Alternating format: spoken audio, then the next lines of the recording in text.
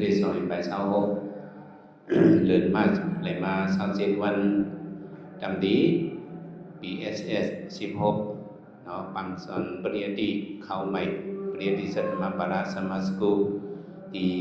เจียงตุงวัดธรรมดิยาในเฮาจะเสียสุขเลยเขียวมาก็เลยมาทบยาเจ้าครูเอาเขาอีกเลยปอกเอาเขาแมวเอาเขาเจ้าตาหน้าเอาเขาจำเจ้าสั่งเอาเขาซื้อมาขึ้นเฮียนพวกเฮียนเข้าไหมที่ไหนมีกองดังห่มซุ่มเต้นว่าแต่ได้มาเที่ยวในที่เกียงตุงในก็มันสั่งดังต่อปีกายก็ขัดเวียวได้มาเจอปังพวกเฮียนเข้าใหม่ดีเกียงตุงในตั้ง4 ตีปีในก็มี4 ตีย้อนในสายงานกูเบิ่งบางทีในบางส่วนเข้าไม่ยอมบางทีสมันปอมก็มีมาปีในโรงเรียนเข้าไม่ในมีอยู่90 ใบ 4 ตีอ๋อนั่น90 ใบ 4 ตีในสมจอเขาซื้อลูกการดีมาลูกตีแต่ชิ้นเล็กมาเมืองโดดจะได้มาในมาขึ้นกันในก็มันเป็นออมตีสังจุคนดันเจ้าเขาในปีการเรียน2 ไปเท่าในเตะอันคันเวียวใครละได้ก็ ให้ปันตัวอย่างติดเตียบมันก็ด้วยผ่ามือเขาในกันเนี่ยเนาะผ่ามือในสองมีกุ๊กก็ค่ะข้าเวคุกอะไรอย่างไรข้าเวลัดอันไหนเนี่ยข้าหันในติ๊กต็อกวิดีโอเขาสอนไปนับค่ะสอนอะไรเนาะเจ้าก็สอนในเฮ็ดมาไปนับบทเตรียมไว้3รอบกันในไม้เบื่อในการตัวนั้นอะไรกัน2 3รอบกันเป็นกันดูก่อนก็มันจะติดเลขนะมันไปหมอวน2 3นี่เปิ้นใจกับเตรียมที่นึงเป็นนั่นมัน2 3รอบกันก็มันอะไรมันไหวด้วยไตกองไตกองสำนักสวยเห็นไหมวะเห็นดิก็แล้วก็เห็นเองมันจะให้ถือมันจะเอาผ่ามือกับใส่ที่เพื่อนให้ก็กับเตรียมมือหานิ้วเลยมันเตรียมขอดดอกนั่นเป็นมือหานิ้วกับมันเป็นยังไงก็มันได้ใครลานลองเฉพาะร้านมือหานิ้วในอันในห้องหังนิ้วปุ๊บนิ้วปุ๊บเนี่ยมันปุ๊บไว้ก็ความใจก็นิ้วปุ๊บนั่นเนาะโฮเมเฮาว่ามือโฮเมมือเฮาว่าโฮเมมือเนี่ยก็ว่าเป็นแมงนี่อย่างเพิ่นเฮาว่านิ้วปุ๊บมันปุ๊บไว้แม่นเนาะโฮเมมือนิ้วปุ๊บเนาะที่ว่าจังเห็นไหนตั้งซุกมันเกียนก่อเนี่ยโฮเมมือนิ้วปุ๊บเนี่ยตั้งซุกเลยมันเกียนเลยแห้งให้เพิ่นนิ้วเนี่ยจังซั่นโฮเมมือนิ้วปุ๊บตั้งซุกมันเกียนก่อมันเกียนอะไรก็หั่งมันก็แม่ในห้องหังกันอันนี้เป็นนิ้วจี้เนี่ยมันบ่จี้เนนะมันเป็นคู่เปิ้นว่าซะแต่มือนิ้วจี้หมอที่ตียำก่อนเนี่ยมันจี้ตียำมันน่ะเนาะมือนิ้วจี้หมอจี้ตีหมอที่ตียำก่อนเนี่ยตัวที่หังก็เอาในจี้นี่ที่ก็อันไหนคำอันไหนเงินอันไหนเนี่ยจี้นี่ที่นี่เป็นนิ้วจี้ในห้องหังนิ้วกลางนิ้วกลางเนี่ยมันเป็นจังไงเนี่ยนั่นก็นิ้วกลางเนี่ยเมื่อหานิ้วเนี่ยอันละสูงให้เบิ่นเนาะมือนิ้วปุ๊บเนี่ยมันตั้งสุกอะไรมันตั้งสุกมันเขียนกอว่ามือนิ้วจี้เนาะหมอที่ตียำกอมือนิ้วปุ๊บมือนิ้วกลางสูงปังหวังไว้กอว่าความได้ว่าสูงปังหวังว่ะมันสูงป่นเนาะมือนิ้วกลางสูงปังวางไว้ก่อนเนี่ยมือนิ้วกลางมันสูงปังวางสูงไว้เปิ้นน่ะนิ้วในห้องหังนิ้วตามเจ้าคำว่านิ้วตามเนาะพี่น้องเกียงตุงว่านิ้วตามขลุ่นี่ทางที่หมอสอนห้องหังกับหมอสอนนิ้วนางน่ะนะไม่ได้เจ้าเขาพบกันใต้คอกันน่ะในเฮาว่าเป็นนิ้วตามพี่น้องตั้งเกียงตุงเฮาวันออกของวันนิ้วนางนิ้วหังเหรอเฮียงแล้วห้องนิ้วนั่งเนี่ยนั่งยิงเนี่ย2 เขาห่างครึ่งทำได้แต่ช้ามากก็คือว่า ผู้วันมีหางจบในเปิ้นชุบนิ้วแล้วเปิ้นชุบนิ้วในหางครึ่งเหมือนเจ้านางนั่นน่ะบ่ต้องนิ้วนางให้เจ้าก็ต้องไว้หน้านี่แต่ว่ามือถ้าว่ามือนิ้วนางเปิ้นข่อยอ้ำในกอว่ะมือนิ้วนางในเปิ้นข่อยอ้ำอ่ะเนาะมือนิ้วนางเปิ้นข่อยอ้ำในกอนั่นเป็นมือหังนิ้วก้อยเหมือนกันแน่นอนนั่นเป็นนิ้วก้อยนะมือนิ้วก้อยเนี่ยมันสำบ่แหงเนี่ยอ่อนจอยไว้วันกอว่ะมือนิ้วก้อยเนี่ยมันหมออ่อนจอยไว้วันเนี่ยพวกไว้พระเนี่ยมือนิ้วก้อยเนี่ยอยู่ภายหน้าเบิ่นจังซั่นเขาว่ามือหานิ้วเนี่ยพวกนิ้วพวกก็หางก้อยมันนิ้วจี้ก็จี้หางก้อยมันนิ้วกลางก็สูงปังหวังหางก้อยมันเนาะนิ้วตามนิ้วนางเนี่ยก็หางครึ่งของหางก้อยมันนิ้วก้อยเนี่ยก็จอยเปิ้นเองไว้พระกับหางก้อยมันเนี่ยอยู่พอยู่มันเนี่ยอันละอันนั้นเนี่ยมันเป็นการต้องเป็นการอะไรมันเป็นการอะไรเฮาเคยเลยจีมังในเฮาเคยเลยจีมังในเอานิ้วจี้เอาเลียวเอาเนี่ยเอาหยาบรู้นะเอานิ้วเลียวเอาเนี่ยเอาหยาบเออทำจัดปุ้มซอยกัน2อันนั่นก็ยิบเอาจังไหนมันจังได๋มีเฮียงมานะคำว่าไขวัดมันเป็นอย่างไงเฮาว่ามันเป็นเอ็นเฮียงแต่ได้เลยมีเอ็นเฮียงคอนกันนั่น5อันนี้คำว่าไขปันได้ตั้งหันถึงได้ว่าอันละอันนั้นก็แก้เผยแก้มันน่ะนิ้วปุ๊กก็แก้หังมันเกี่ยนมันแข็งลูกคุยลูกงุ้ยลูกงอกลูกชังลูกเต็กมันเฮียงน่ะเนี่ยนิ้วปุ๊กเนี่ยจังจ้ะผมมีนิ้วปุ๊กใน4นิ้วในก็บ่มีแฮงหรอกมีนิ้วปุ๊กในจอยนี่มันแฮงน่ะนิ้วจี้ได้ก็มันก็จี้สังเพิ่นเลยกูดีกูดังหางมันดังมันก็เปโตเนาะนิ้วสูงนิ้วกลางสูงบางวางก็สูงหางมันหมานางใหญ่ก็ไหลกินเนาะนิ้วนางนิ้วตามนี่ก็หางครึ่งของหางก้อยมันแก้วหางมันแก้วผักแก้วมัน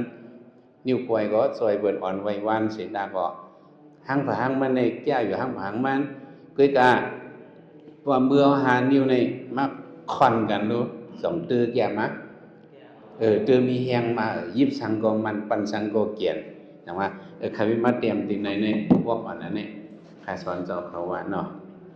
มือนิ้วปุ๊บตั้งสุกมันเกียนก่อ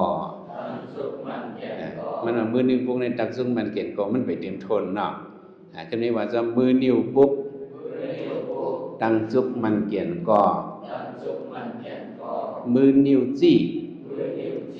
หมอที่ตียำก่อมือนิ้วจี้หมอที่ตียำก่อมันหมอที่เฉยตียำมันเนาะมือนิ้วกลางสูงปังหวังไว้ก่อมือนิ้วกลางสูงปังหวังไว้ก่อสูงหางมันกันน่ะเนาะมือนิ้วตามเปิ้นข่อยอ้ามอยู่ก่อมือนิ้วตามเปิ้นข่อยอ้ามอยู่ก่อมือนิ้วก้อย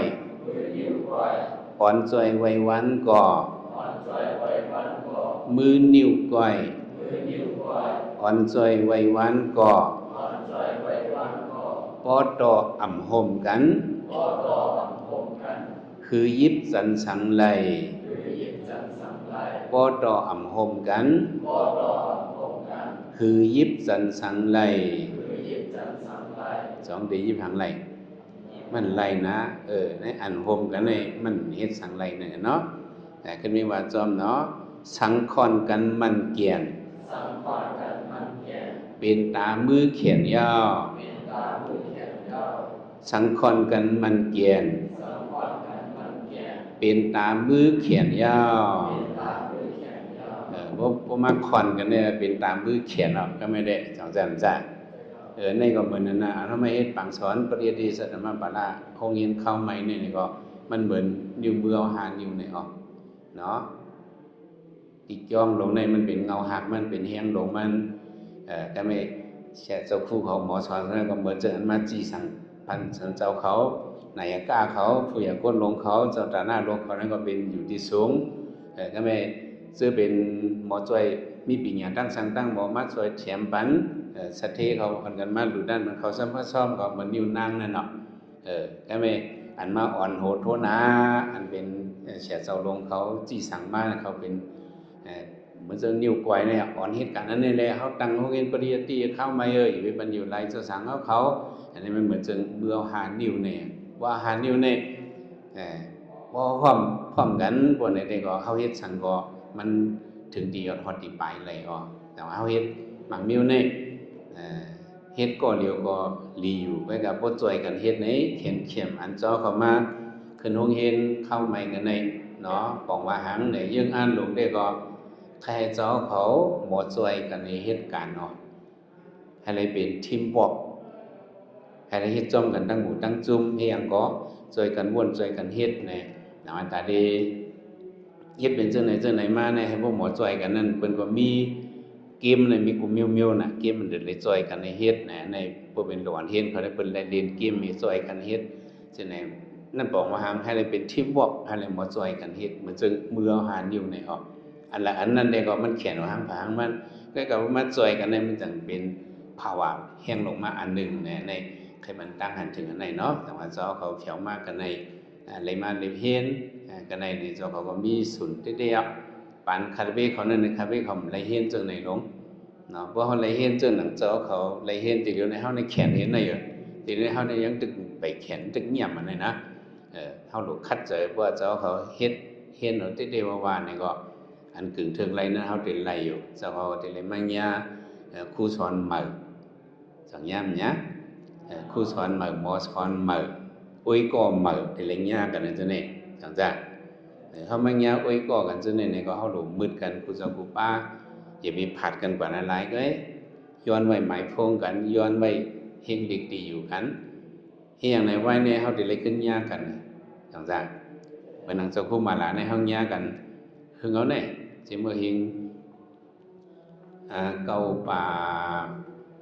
เป็ดชิบไป6 ไป 7ห้องยากันถึงหนาวเป็ด16เก่า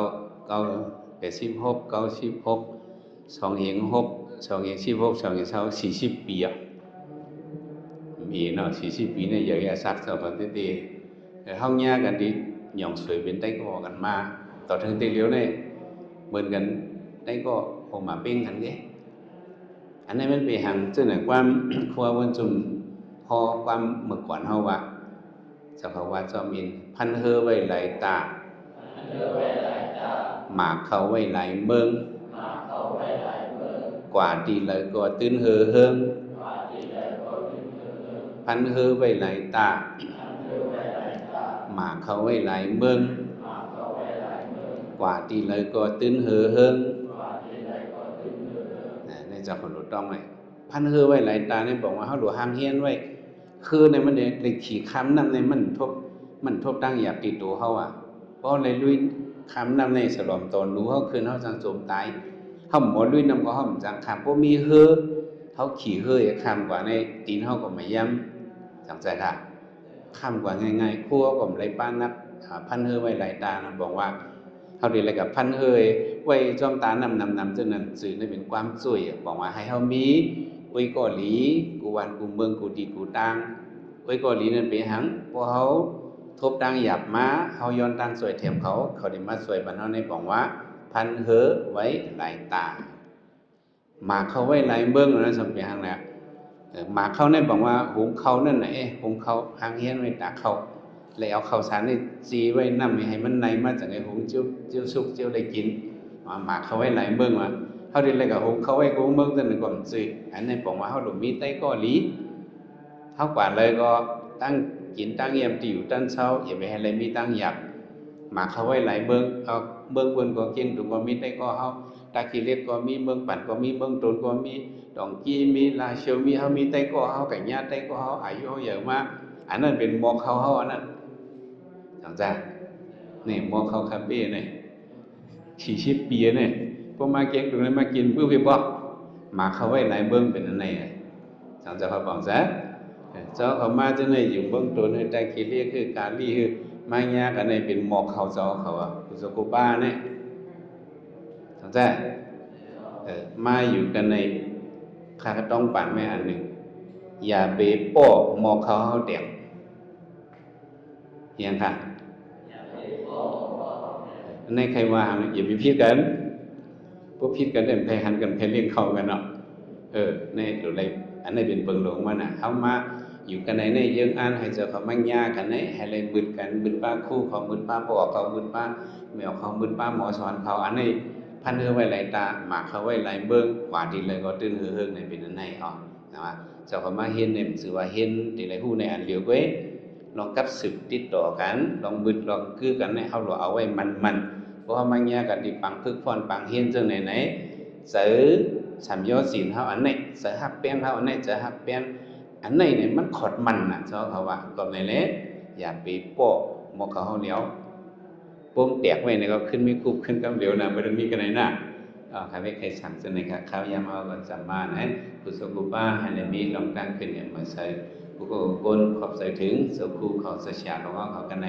อีกเลยบอกหลวงเขากรรมการเขาจ้องทำโมได้ยากอีกเลยหมอสอนเขาอันมาสวยแถมให้เป็นวอลันทีเอาสเต็ปเขาจะในนำบนตั้งสิ่งเววิชาตั้งสิ่งเขาขอบใจอย่างนำเต้เนาะอยู่ดีเงาบนมุสลิมสังกัดสิ่งใดเขาจะเสียสุขคำเขาเกี่ยมโอเป่าเนี่ยก็มีดังขอบใจเอากลุ่มมุนเตค้าให้ในมีลงดังเป็นอย่างเบอร์สุขสิ่งลำดับ